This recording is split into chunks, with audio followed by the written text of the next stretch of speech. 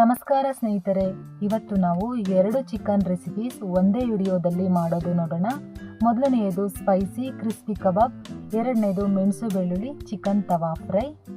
ಮೊದಲನೆಯದು ಚಿಕನ್ ಕಬಾಬ್ ಹೇಗೆ ಮಾಡೋದು ನೋಡೋಣ. ಚಿಕನ್ ಕಬಾಬ್ಗೆ ಮಸಾಲ ರೆಡಿ ಮಾಡ್ಕೊಳ್ಳೋಣ. ಇದಕ್ಕೆ 1 ಇಂಚು ಚಕ್ಕೆ, 2 ಲವಂಗ, ಅರ್ಧ ಸ್ಪೂನಷ್ಟು ಮೆಣಸು, 4 ಹಸಿಮೆಣಸಿನ್ಕಾಯಿ, ಅರ್ಧ ಇಂಚಷ್ಟು ಶುಂಠಿ, 1 ಗೆಡ್ಡೆ ಬೆಳ್ಳುಳ್ಳಿ. ಇದನ್ನೆಲ್ಲ ಒಂದು ಕುಟಾಣಿಗೆ ಸೇರಿಸ್ಕೊಂಡು ಚೆನ್ನಾಗಿ ಜಜ್ಕೊಳ್ಳೋಣ. ಇದರಿಂದನೇ ಇದಕ್ಕೆ ಫ್ಲೇವರ್ ಜಾಸ್ತಿ ಆಗುತ್ತೆ ಫ್ರೆಂಡ್ಸ್. ಈಗ ಜಜ್ಜಿರೋ ಅಂಥ ಮಸಾಲೆನ ಒಂದು ಪಾತ್ರೆಗೆ ಹಾಕ್ಕೊಂಡು 1 ಮೊಟ್ಟೆನ ಸೇರಿಸ್ಕೊಂಡು ಈ ರೀತಿ ಚೆನ್ನಾಗಿ ಮಿಕ್ಸ್ ಮಾಡ್ಕೊಳ್ಳೋಣ. ಮೊಟ್ಟೆ ಸೇರಿಸೋದ್ರಿಂದ ಕಬಾಬ್ಗೆ ಕೋಟಿಂಗ್ ಚೆನ್ನಾಗಿರುತ್ತೆ. ಇವಾಗ ನಾನು 2 ಸ್ಪೂನಷ್ಟು ಕಾರ್ನ್ಫ್ಲೋರನ್ನು ಹಾಕ್ತಾಯಿದ್ದೀನಿ. 1 ಸ್ಪೂನಷ್ಟು ಅಕ್ಕಿ ಹಿಟ್ಟನ್ನು ಸೇರಿಸ್ತಾ ಇದ್ದೀನಿ. ನೀವು ಅಕ್ಕಿ ಹಿಟ್ಟು ಬದಲಿಗೆ ಮೈದಾ ಹಿಟ್ಟು ಕೂಡ ಹಾಕೋಬೋದು. ಅರ್ಧ ಸ್ಪೂನಷ್ಟು ಅರಿಶಿನ, 1 ಸ್ಪೂನಷ್ಟು ಮೆಣಸಿನಕಾಯಿ ಪುಡಿ, ಅರ್ಧ ಸ್ಪೂನಷ್ಟು ಗರಂ ಮಸಾಲ, ರುಚಿಗೆ ತಕ್ಕಷ್ಟು ಉಪ್ಪು. ಇದನ್ನೆಲ್ಲ ಹಾಕಿ ಚೆನ್ನಾಗಿ ಮಿಕ್ಸ್ ಮಾಡ್ಕೊಳ್ಳೋಣ. 1 ಸ್ಪೂನಷ್ಟು ನಾನಿಲ್ಲಿ ಬಿಳಿ ಎಳ್ಳನ್ನು ಸೇರಿಸ್ತಾ ಇದ್ದೀನಿ. ಎಳ್ಳನ್ನು ಹಾಕೋದ್ರಿಂದ ಕಬಾಬ್ ರುಚಿ ಹೆಚ್ಚಾಗುತ್ತೆ. ಇವಾಗ ನಾನು ಅರ್ಧ kg ಚಿಕನ್ನ ಕ್ಲೀನ್ ಮಾಡ್ಕೊಂಡು ಇಟ್ಕೊಂಡಿದ್ದೀನಿ. ಇವಾಗ ರೆಡಿ ಇರೋ ಅಂತಹ ಮಸಾಲೆಗೆ ಚಿಕನ್ನ ಸೇರಿಸ್ಕೊಂಡು ನೀಟಾಗಿ ಮಿಕ್ಸ್ ಮಾಡ್ಕೊಳ್ಳೋಣ. ನೀರನ್ನು ಸೇರಿಸಬಾರ್ದು. ಇದರ ಜೊತೆನೇ ಚೆನ್ನಾಗಿ ಮಿಕ್ಸ್ ಮಾಡಿಕೊಂಡು ಅರ್ಧ ಗಂಟೆಗಳ ಕಾಲ ಮ್ಯಾರಿನೇಟ್ ಮಾಡಿ ಬಿಡಬೇಕು. ಆಗ ಚಿಕನ್ಗೆ ಮಸಾಲ ಎಲ್ಲ ನೀಟಾಗಿ ಕೋಟಿಂಗ್ ಇಟ್ಕೊಳ್ಳುತ್ತೆ. ಆಮೇಲೆ ಈ ಎಣ್ಣೆನ ಕಾಯಕ್ಕಿಟ್ಟು ಅದಕ್ಕೆ ಒಂದೊಂದೇ ಚಿಕನ್ ಪೀಸನ್ನು ಎಣ್ಣೆಗೆ ಸೇರಿಸ್ಕೊಳ್ಳೋಣ. ಒಂದು 5 ರಿಂದ 6 ನಿಮಿಷ ಮೀಡಿಯಮ್ ಫ್ಲೇಮ್ನಲ್ಲಿ ಇಟ್ಟು ಬೇಯಿಸ್ಕೊಳ್ಬೇಕು. ಈ ರೀತಿ ಬೇಯಿಸ್ಕೊಳ್ಳೋದ್ರಿಂದ ಚಿಕನ್ ಕಬಾಬ್ ನೀಟಾಗಿ ಒಳಗಡೆ ಎಲ್ಲ ಬೆಂದು ಕ್ರಿಸ್ಪಿಯಾಗಿ ಕ್ರಂಚಿಯಾಗಿ ಚೆನ್ನಾಗಿರುತ್ತೆ. ಮತ್ತು ಇನ್ನೊಂದು ಬ್ಯಾಚನ್ನು ನಾನು ಇಲ್ಲಿ ಹಾಕಿ ತೋರಿಸ್ತಾ ಇದ್ದೀನಿ. ಇನ್ನೇನು ಚಿಕನ್ ಕಬಾಬ್ ರೆಡಿ ಆಗ್ತಿದೆ ಅನ್ನೋಷ್ಟರಲ್ಲಿ ಕರ್ಬೇವನ್ನು ಹಾಕಿ ಬೇಯಿಸ್ಕೊಂಡ್ರೆ ಸೂಪರ್ ಆಗಿರೋ ಚಿಕನ್ ಕಬಾಬ್ ಮನೆಯಲ್ಲೇ ರೆಡಿ ಮಾಡ್ಕೋಬಹುದು. ನೋಡಿದ್ರಲ್ಲ ಎಷ್ಟು ಸೂಪರಾಗಿ ನಾನು ಚಿಕನ್ ಕಬಾಬ್ ಮಾಡಿ ತೋರಿಸ್ದೆ ಅಂತ.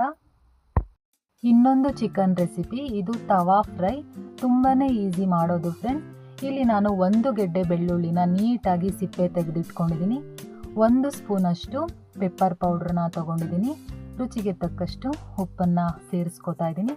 ಇದನ್ನೆಲ್ಲ ಅದೇ ಕುಟಾಣಿಗೆ ನಾವು ಚಿಕನ್ ಕಬಾಬ್ನ ಕುಟ್ಕೊಂಡಿದ್ವಲ್ಲ ಅದೇ ಕುಟಾಣಿಗೆ ಸೇರಿಸ್ಕೊಂಡು ಈ ರೀತಿ ತರ್ತರಿಯಾಗಿ ಕುಟ್ಕೋಬೇಕು. ಈ ರೀತಿ ಕುಟ್ಟಿ ಮಾಡೋದ್ರಿಂದ ಈ ಚಿಕನ್ ಚೆನ್ನಾಗಿ ರುಚಿ ಕೊಡುತ್ತೆ. ಇವಾಗ ಇದನ್ನು ಕುಟ್ಟಿದ್ದಾಯಿತು. ಇದನ್ನು ಒಂದು ಪ್ಲೇಟ್ಗೆ ಸರ್ವ್ ಮಾಡ್ಕೊತಾ ಇದ್ದೀನಿ. ಇವಾಗ ಅದೇ ಕುಟಾಣಿಗೆ ಒಂದೊಂದೇ ಪೀಸ್ ಚಿಕನ್ ಹಾಕಿ ಈ ರೀತಿ ಜಜ್ಕೊಳ್ಳೋಣ. ಎಲ್ಲ ಚಿಕನ್ ಪೀಸನ್ನು ಇದೇ ರೀತಿ ಹಾಕಿ ಕುಟ್ಟಿ ಜಜ್ಕೊಂಡು ಇಟ್ಕೊಳ್ಳೋಣ. ಜಜ್ಜಿರೋ ಅಂಥ ಚಿಕನ್ ರೆಡಿ ಆಯಿತು. ಇವಾಗ ಇದಕ್ಕೆ ನಾವು ಮೊದಲೇ ರೆಡಿ ಮಾಡಿಟ್ಕೊಂಡಿರೋಂತಹ ಮೆಣಸು, ಬೆಳ್ಳುಳ್ಳಿ, ಉಪ್ಪು ಈ ಮಿಶ್ರಣವನ್ನು ಚಿಕನ್ಗೆ ಹಾಕಿ ಚೆನ್ನಾಗಿ ಮಿಕ್ಸ್ ಮಾಡೋಣ. ಇದನ್ನು ಮ್ಯಾರಿನೇಟ್ ಮಾಡೋ ಅವಶ್ಯಕತೆ ಇಲ್ಲ ಫ್ರೆಂಡ್ಸ್. ಇದನ್ನು ರೆಡಿ ಮಾಡಿದ ತಕ್ಷಣವೇ ನಾವು ಮಾಡ್ಕೋಬೋದು. ಇವಾಗ ನಾನು ಹೆಂಚನ್ನು ಕಾಯಕ್ಕಿಟ್ಟಿದ್ದೆ. ಈ ಹೆಂಚು ಮೇಲೆ ಒಂದೊಂದೇ ಪೀಸನ್ನು ಈ ರೀತಿ ಹಾಕ್ಕೊಳ್ಳೋಣ. ಎಣ್ಣೆ ಹಾಕಬೇಡಿ.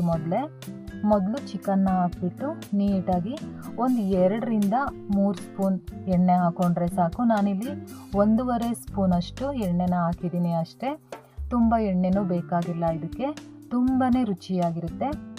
ಇದನ್ನು 2 ಸೈಡ್ ನೀಟಾಗಿ ಬೇಯಿಸ್ಕೋಬೇಕು. ತುಂಬಾ ಚೆನ್ನಾಗಿರುತ್ತೆ. ತುಂಬಾ ಸಾಫ್ಟಾಗಿ ಬೇಯುತ್ತೆ. ಇದನ್ನು ಮಾಡೋದಕ್ಕೆ ನಮಗೆ ಒಂದು 10 ರಿಂದ 15 ನಿಮಿಷ ಟೈಮ್ ಇದ್ದರೆ ಸಾಕು. ತುಂಬಾ ರುಚಿಯಾಗಿ ತುಂಬಾ ಆರೋಗ್ಯಕರವಾಗಿ ನಾವು ಇದನ್ನು ಮಾಡ್ಕೋಬೋದು. ಎಣ್ಣೆ ಜಾಸ್ತಿ ಯೂಸ್ ಮಾಡಿಲ್ಲ. ಡಯಟ್ ಮಾಡೋರು ಕೂಡ ಇದನ್ನು ಆರಾಮಾಗಿ ಡೈಲಿ ತಿನ್ಬೋದು. ಪ್ರೋಟೀನ್ ರಿಚ್ ಇರುತ್ತಲ್ವ ಇದರಲ್ಲಿ. ಇವಾಗ ನಮಗೆ ಇನ್ನೂ ಖಾರ ಬೇಕು ಅಂದರೆ ಇನ್ನೂ ಒಂದು ಸ್ವಲ್ಪ ಪೆಪ್ಪರ್ ಪುಡಿನ ಹಾಕೋಬೋದು. ಇವಾಗಲೇ ನೋಡ್ಕೊಂಡ್ಬಿಡಿ. ಒಂದು ಸಣ್ಣ ಪೀಸನ್ನು ತಿಂದು ಉಪ್ಪು ಏನಾದರೂ ಕಡಿಮೆ ಆಗಿದ್ರೆ ಸ್ವಲ್ಪ ಉಪ್ಪಿನ ಪುಡಿಯನ್ನು ಮೇಲೆ ಉದುರಿಸ್ಕೋಬೋದು. ನೋಡಿದ್ರಲ್ಲ ಫ್ರೆಂಡ್ಸ್, ನನಗೆ ಎಷ್ಟು ಸುಲಭವಾಗಿ ಒಂದೇ ವಿಡಿಯೋದಲ್ಲಿ ಮೆಣಸು ಬೆಳ್ಳುಳ್ಳಿ ತವಾ ಫ್ರೈ ಮತ್ತು ಚಿಕನ್ ಕಬಾಬ್ನ ತೋರಿಸ್ದೆ.